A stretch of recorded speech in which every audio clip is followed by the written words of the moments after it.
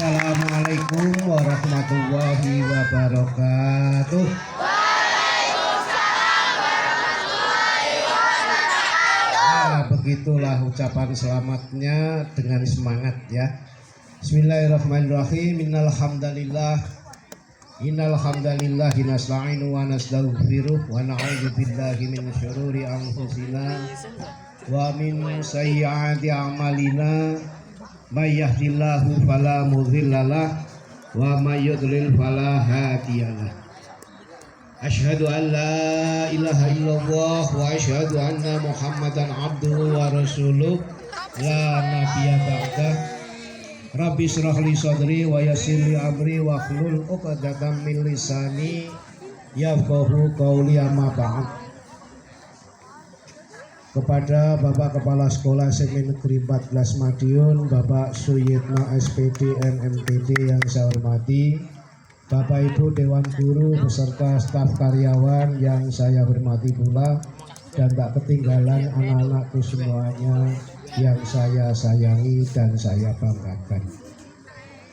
Tiada kata yang pas dan pantas kita ucapkan selain ucapan syukur alhamdulillah kehadirat Allah Subhanahu wa taala atas segala limpahan rahmat, nikmat dan karunia-Nya, sehingga pada kesempatan ini kita bisa berkumpul, bertemu, bersilaturahmi dan bermuwajahah sekaligus di dalam acara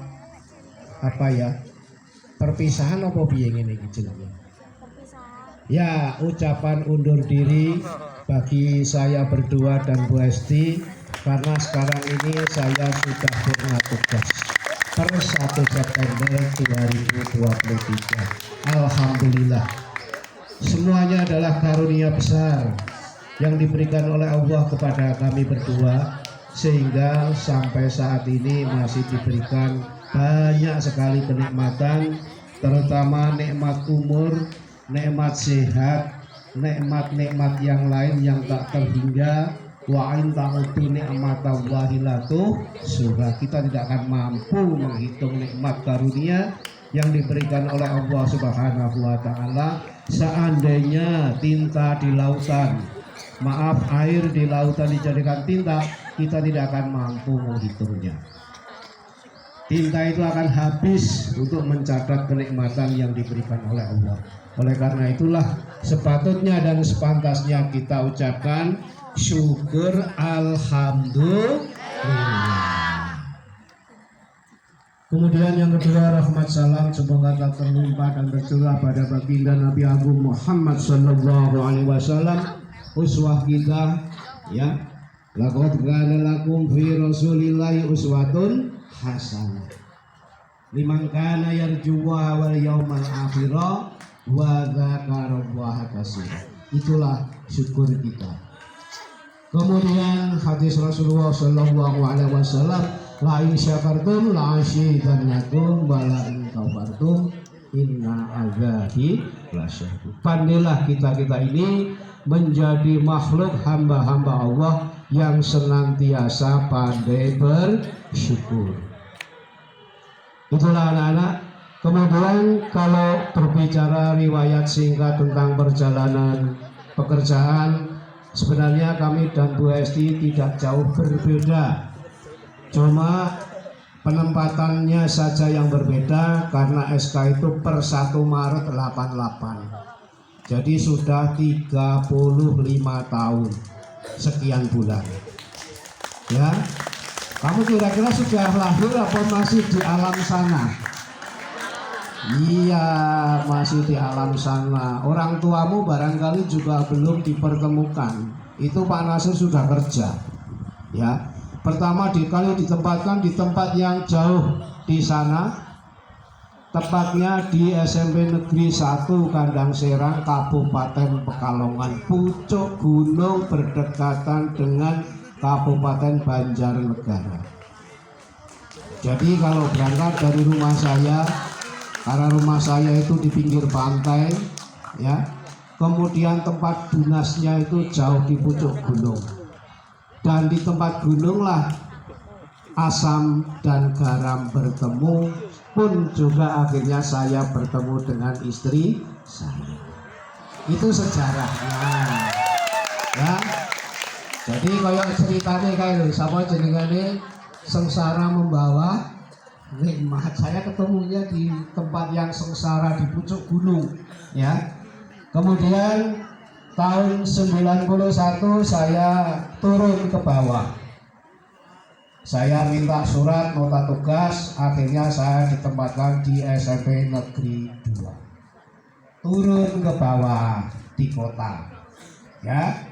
Kemudian pada tahun 97, tepatnya bulan Juli, karena sudah berkeluarga, tahun 92 itu saya nikah, 94 punya anak, akhirnya saya minta mutasi. Saya kira keluarga kok pisah karo bojone 4 tahun lah kuwi ya. Sehingga saya harus pulang balik dari Pekalongan ke mana ini? Mospati. Ini belum tentu sebulan sekali. Karena dulu itu gajinya sangat kecil. Saya diangkat jadi guru capek golongan 2B itu gajinya 48.000 sekian ratus rupiah. Itu masih capek. Baru setelah peknek saya 68, sekian. Ini sejarahnya zaman dulu tentang gaji.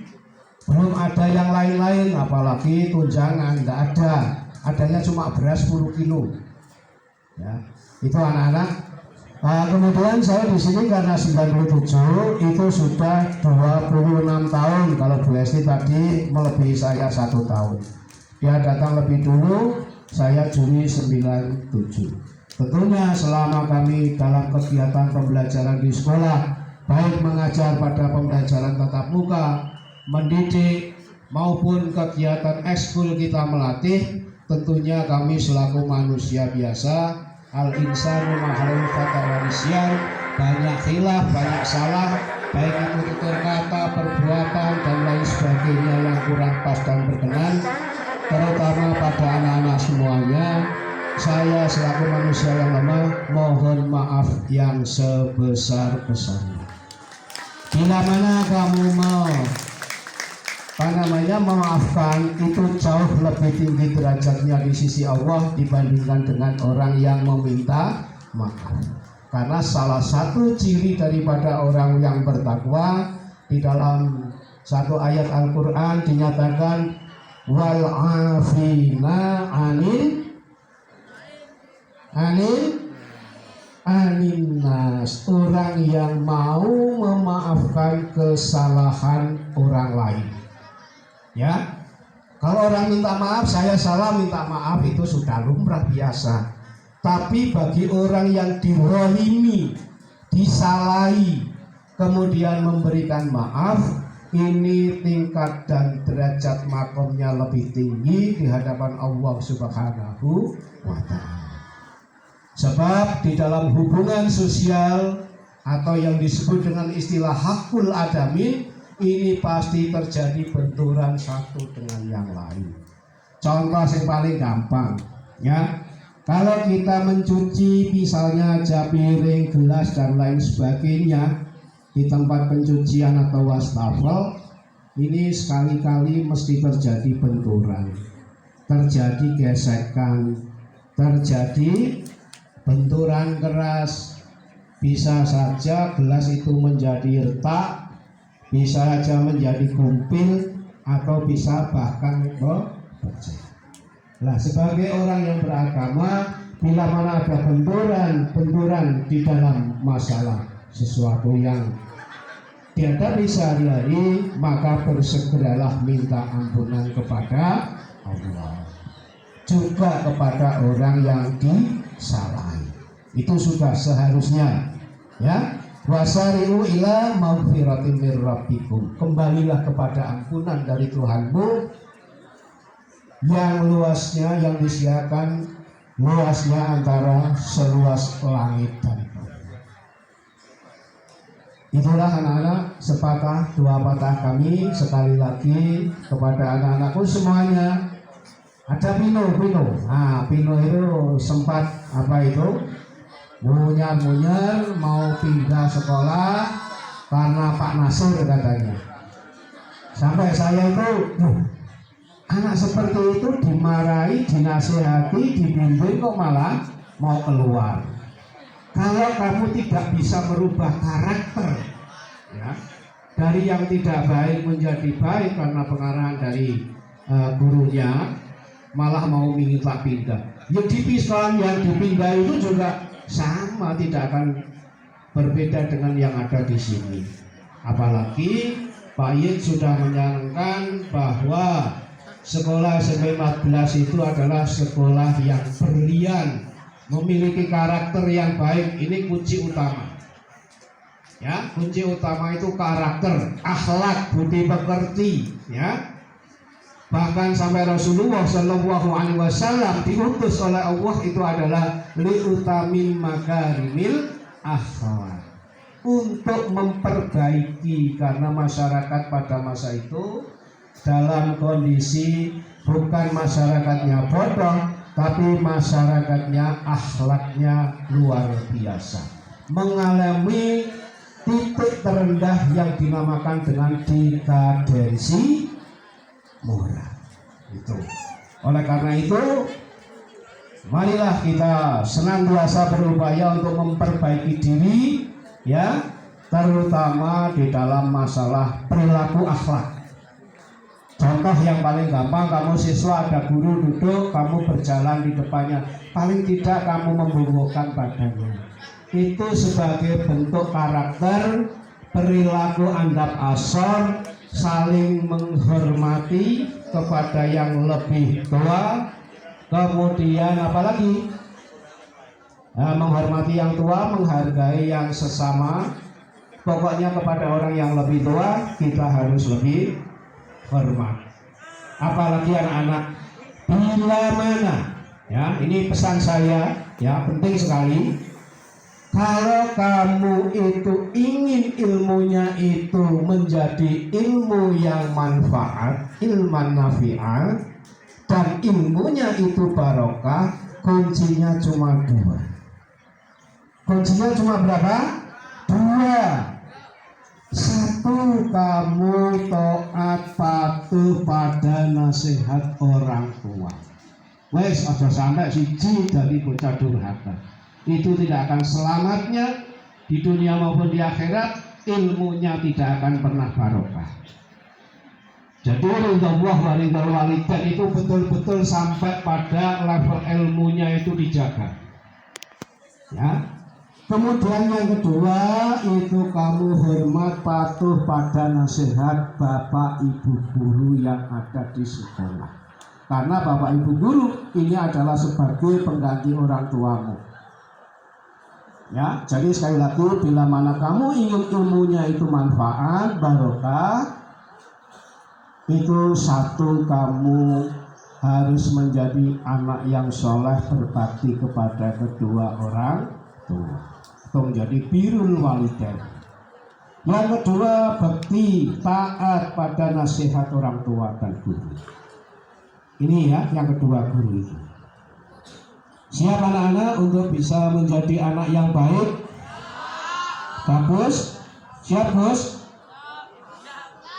Bokmu bolak-balik komplain loh karena anakku sangel Pak Ditoto nek dikandani mesti bantah. Nah, ini bentuk membantah, ya, kata kata membantah, ya, ini merupakan satu bentuk kecil kedurhakaanmu kepada orang tua. Apalagi terhadap orang tua harus berbicara, mengatakan dengan tutur bahasa kaulan kari, bahasa yang baik. Jangan membentak, jangan kata ataupun berperilaku yang menyakiti kedua orang tua. Mengapa ini saya sampaikan? Pentingnya ini pendidikan karakter bagi anak-anakku semuanya. Ya, jagar. Ini juga begitu, jangan sering nek ditekoni jawab. Jawabannya malah celana. Ya, saya hafal tipe satu-satunya anak yang punya kepribadian dengan berbagai macam tipe dan karakter anak-anak SMP 14 saat ini. Sing celana-celana ini kena gitu. Berbagai macam karakter itu saya tahu semuanya.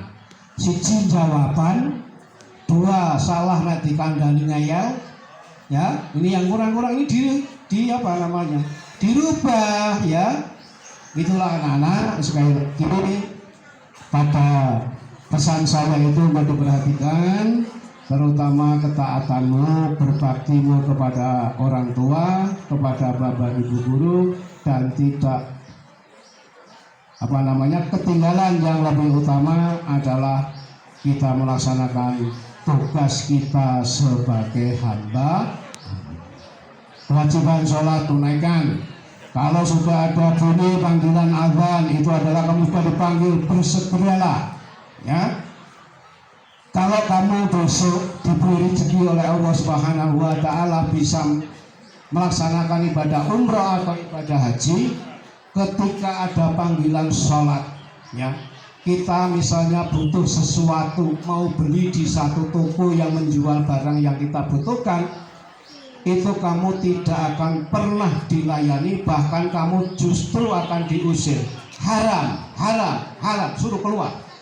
Karena apa? Sudah ada panggilan sholat. Jadi terutama khususnya anak-anak laki-laki, panggilan sholat itu adalah suatu bentuk panggilan yang wajib. Nah, ini wajib ini. Jadi sholat berjamaah itu hukumnya bagi anak laki-laki atau seorang laki-laki yang sudah dewasa, ini sudah wajib. Ya, jangan sampai sudah dapat panggilan kita leda-lede, leha-leha dan lain sebagainya, bahkan